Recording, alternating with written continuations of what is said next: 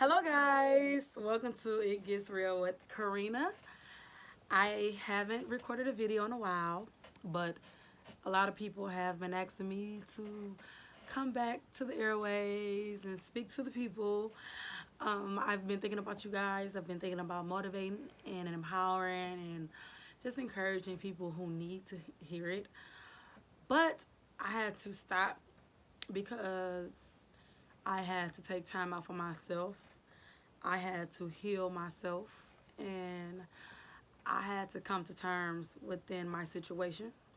I know you guys haven't heard from me since maybe February after my little, I guess I could say breakup.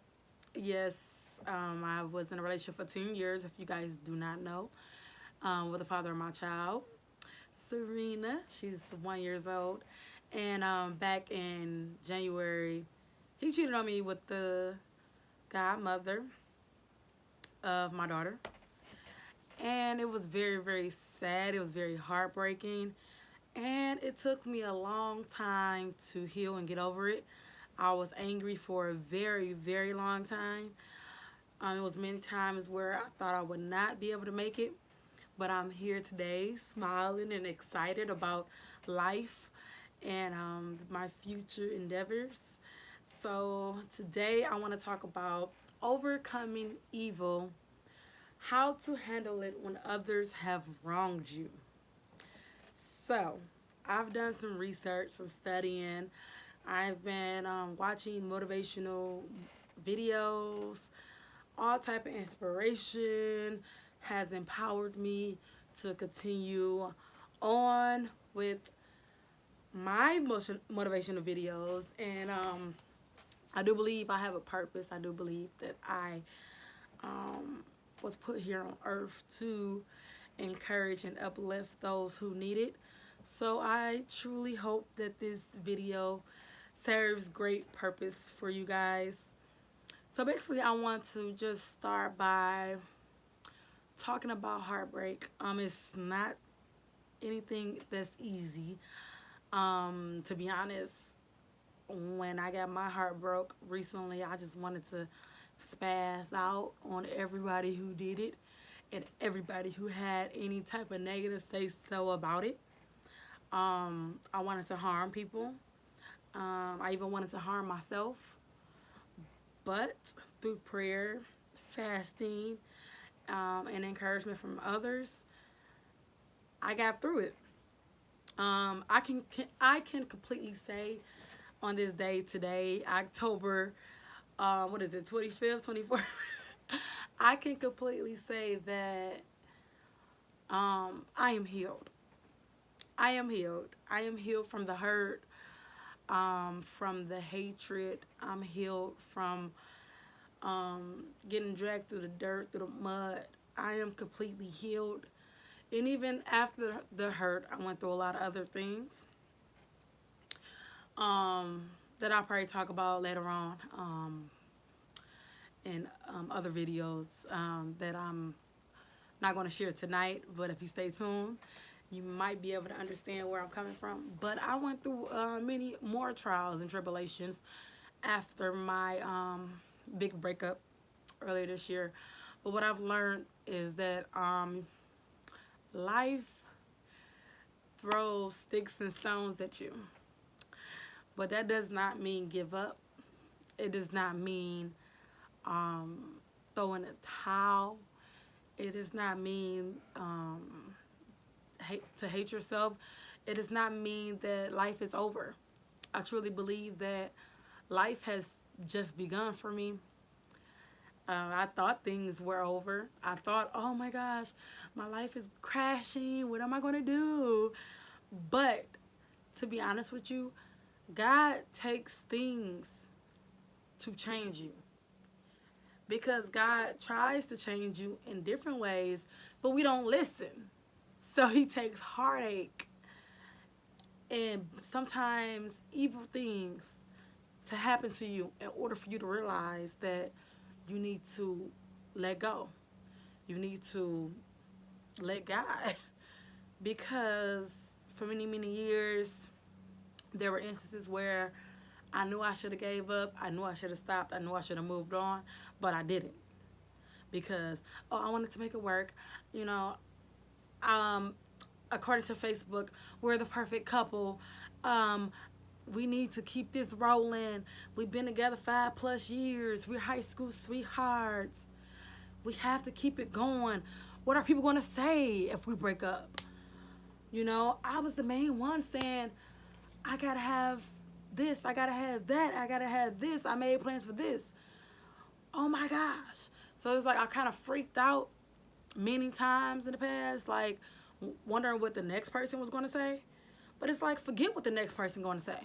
Do what you do. Because if we continue going through life thinking about what other people are going to say to us about what we're doing in our life, we will never be happy. And those people saying those negative things about you are freaking depressed. They probably cry themselves to sleep every night. And a lot of people, they get off on talking about people, gossiping about people, and all of that. But I had to grow from that. I'm not that same person.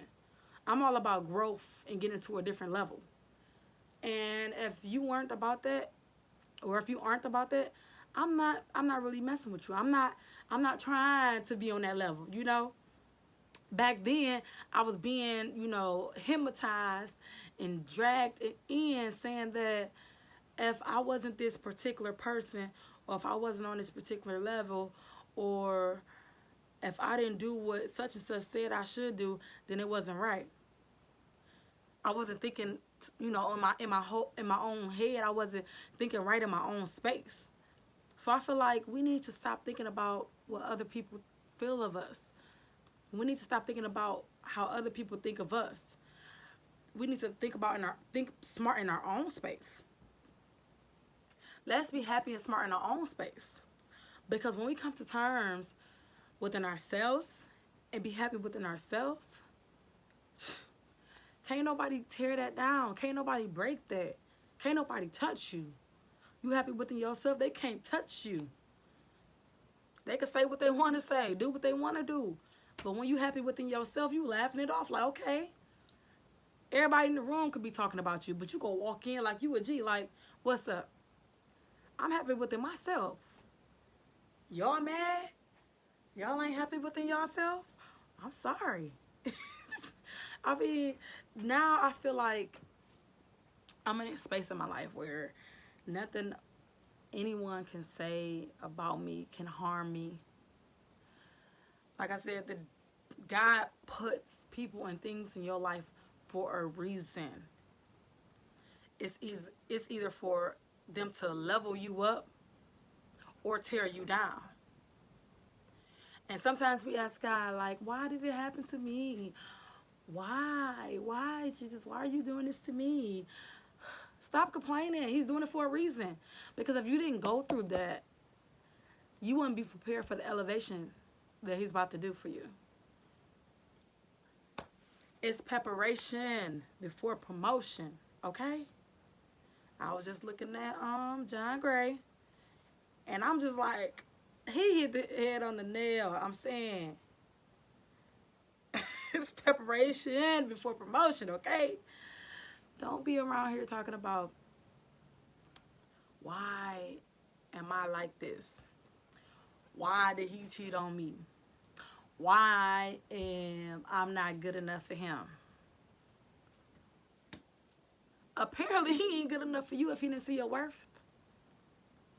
Ladies, I feel like we are so used to our parents dealing with stuff from these guys that we get stuck. And I'm sorry if I'm going a little bit off of the topic, but I'm kind of working with my flow and what's coming to me, and I feel like what's needs to be said. But I feel like we need to break a generational curse in our families. Just because your mother, your grandmother, your great grandmother stayed with the woman beater, stayed with the cheater, took care of a man, does not mean you have to stay. Just because you think you're lonely and you think you need a man to be there for you, or if that was if that's how you were raised and that's been put in your head, that's not the truth. You're a powerful woman. You're independent. You're smart. You're beautiful. And if you're a mother, you're a great mother. You do things on your own. You a mommy boss. You do what you gotta do. And you do it without no help sometimes. Yeah, sometimes we want help. That's what we do. Well, that's what we want. We want help. But that's not always the case. Guys are not always going to be there for us. Forget them. We gonna do what we do, regardless. I mean, at the end of the day, if a man really wants you, he's gonna show you that he wants you. And I think that's just what it is. Period. But back to the topic, overcoming evil, how to handle it when they wrong you. I feel like instead of going crazy, busting windows out, scratching up cars, calling her, telling her this, that, I feel like you should just pray for that person. Pray for them to find peace within themselves. Because if they're wrongdoing you, something's going on with them in their head. I mean, sometimes it's not even personal. Sometimes that person is just going through demons fighting them in their head. They're just battling mental disorders that they don't want to even talk about. Something happened in their past between their mother, their father, anything. I mean, it could be countless of things that guys are going through and they just don't want to talk about.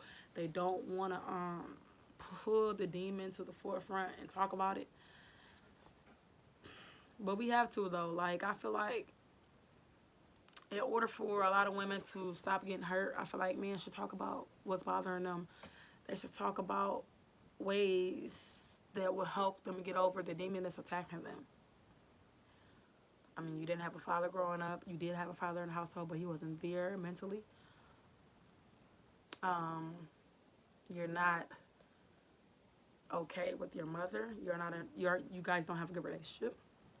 Talk about it. Bring it to the forefront. I think a lot of people, not even just men, I think women too, are fighting many demons that we need to talk about as well, according to these guys. I mean, I feel like, yeah, we picked these guys, and a lot of people are like, well, you should know how he was when you picked him.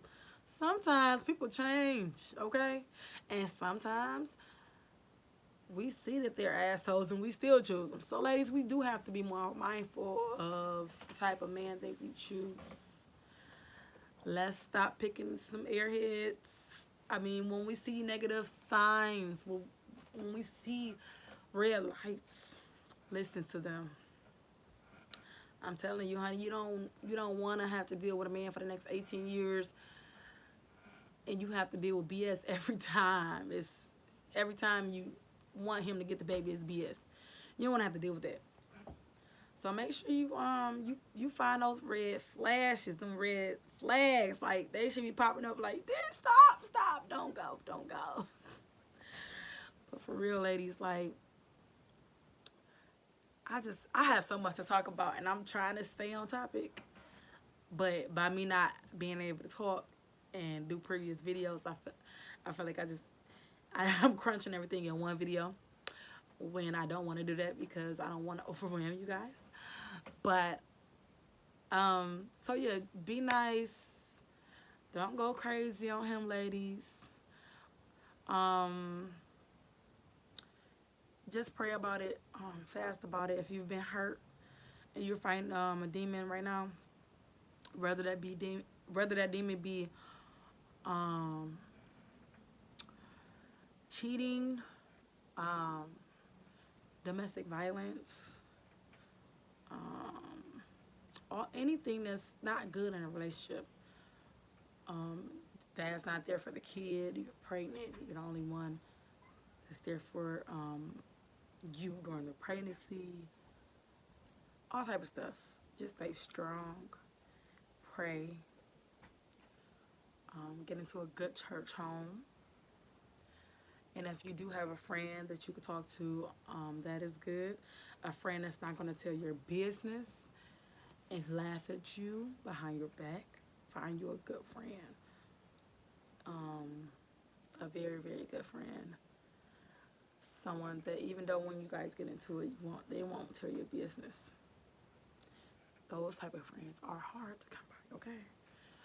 But yes, if you can find somebody that's close to you that you can talk to, even if you don't have anybody to talk to God because He's listening.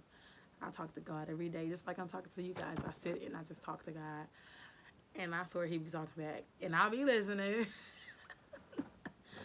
But yes, step one, overcoming evil. Pray, fast, try your best to have communication with that person that you are upset with, if they are willing to talk. Because I know when I was upset and going through, I told that person that I do apologize for my anger. I know I am very angry.